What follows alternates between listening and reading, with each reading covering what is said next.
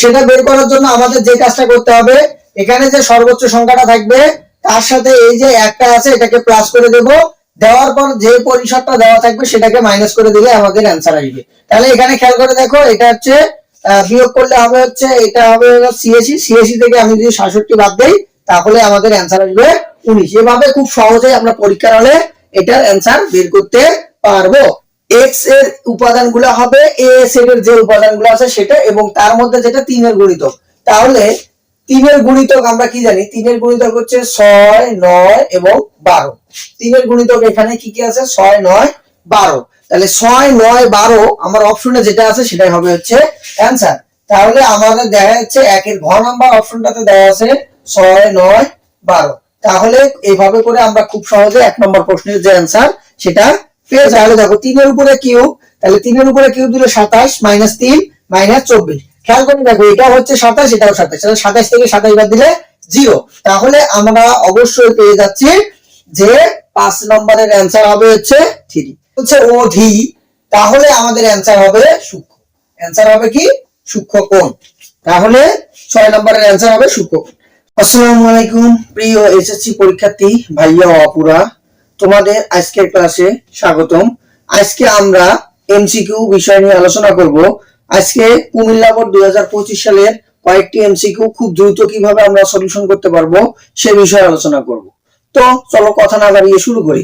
প্রথম যে প্রশ্নটা বড় আছে সেখানে বলছে যে a সমান 6, 7, 8, 9, 11, 12, 13 এইভাবে, এবং b সমান বলছে x, যেন x এলিমেন্ট a এবং x এর উপাদানটা হবে হচ্ছে 3 এর গুণিতক। তাহলে b সেটের উপাদান বের করতে বলছে, তাহলে 3 এর গুণিতক বের করতে বলছে। এবং এখানে আরেকটা জিনিস বলে দিয়েছে, সেটা হচ্ছে x এর উপাদানগুলো হবে a সেটের যে উপাদানগুলো আছে সেটা, এবং তার মধ্যে যেটা 3 এর গুণিতক।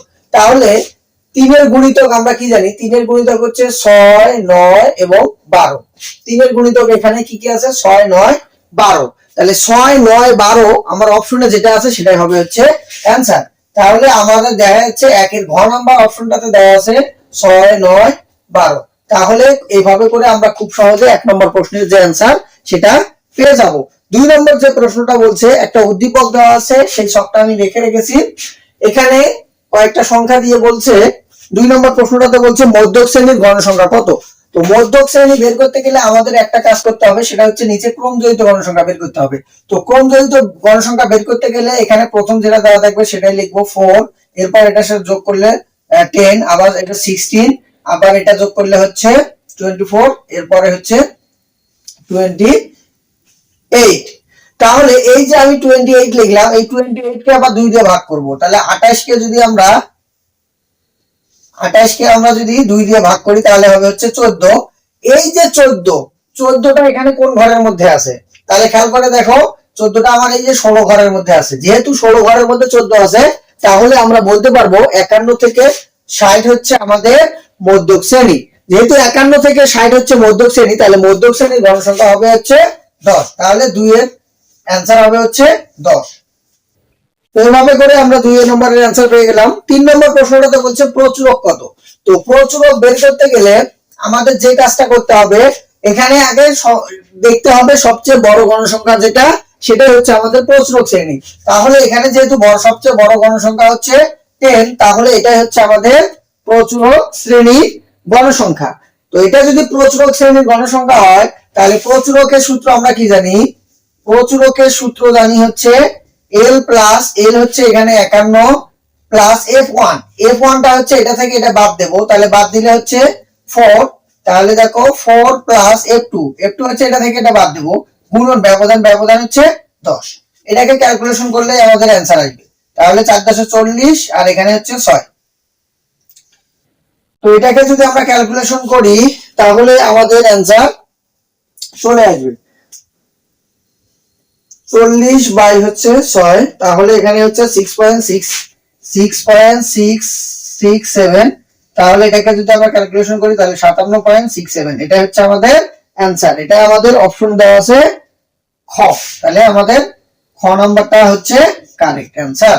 তো এইভাবে করে আমরা খুব সহজেই 3 নম্বর যে প্রশ্নটা আছে সেটারও মান বের করতে পারবো। 4 নম্বর যে প্রশ্নটা বলছে, এখানে 4 নম্বর প্রশ্নটাতে বলছে যে পরিসর দেওয়া আছে, সর্বোচ্চ মান দেওয়া আছে, তাহলে সর্বনিম্ন মান বের করতে হবে। আমি প্রথমে আমাদের যে সূত্র আছে সেই সূত্র অনুযায়ী যদি করতে চাই, তাহলে এখানে খেয়াল করব আমাদের পরিসর দেওয়া আছে। আমরা জানি পরিসর সমান এখানে সর্বোচ্চ মান বিয়োগ সর্বনিম্ন মান। তাহলে সর্বোচ্চ মানটা দেওয়া আছে হচ্ছে 85, সর্বোচ্চ মান দেওয়া আছে হচ্ছে 85 এবং তার চেয়ে এক্স ধরে নিলাম সর্বনিম্ন মান প্লাস হচ্ছে 1। এটা হচ্ছে আমাদের সূত্র। তাহলে আমরা এটাকে কিভাবে ক্যালকুলেশন করতে পারবো? তাহলে এটা যদি আমি এর পাশে, তাহলে হবে হচ্ছে -1 85 বিয়োগ এক্স, তাহলে এটা আসবে হচ্ছে 66। 85 বিয়োগ হচ্ছে এক্স, তাহলে লিখতে পারবো এক্স সমান 85 বিয়োগ হচ্ছে 66। তাহলে অতএব এক্স সমান 85 থেকে যদি আমরা 66 বাদ দেই তাহলে আমাদের অ্যান্সার বের হবে। তো 85 থেকে 66 বাদ দিলে 85 বিয়োগ 66, তাহলে আমাদের 19 হচ্ছে আমাদের অ্যান্সার। তো এভাবে করে আমরা বের করতে পারবো। এটা তো যে খুব বেশি সময় লাগবে এমনটাও না, কিন্তু এছাড়াও পরীক্ষার হলে আমরা কিভাবে খুব দ্রুত এটা বের করতে পারবো, তো সেটা বের করার জন্য আমাদের যে কাজটা করতে হবে, এখানে যে সর্বোচ্চ সংখ্যাটা থাকবে তার সাথে এই যে একটা আছে এটাকে প্লাস করে দেব, দেওয়ার পর যে পরিসরটা দেওয়া থাকবে সেটাকে মাইনাস করে দিলে আমাদের অ্যান্সার আসবে। তাহলে এখানে খেয়াল করে দেখো, এটা হচ্ছে বিয়োগ করলে হবে হচ্ছে, এটা হবে 86 থেকে আমি যদি 67 বাদ দেই তাহলে আমাদের অ্যান্সার আসবে 19। এভাবে খুব সহজেই আমরা পরীক্ষার হলে এটার অ্যান্সার বের করতে পারবো। এরপর আমরা যদি 5 নম্বর প্রশ্নটাতে আসি, 5 নম্বর প্রশ্নটাতে অঙ্ক বের করে আমরা অপশন টেস্টের মাধ্যমে এটাকে খুব দ্রুত বের করতে পারবো।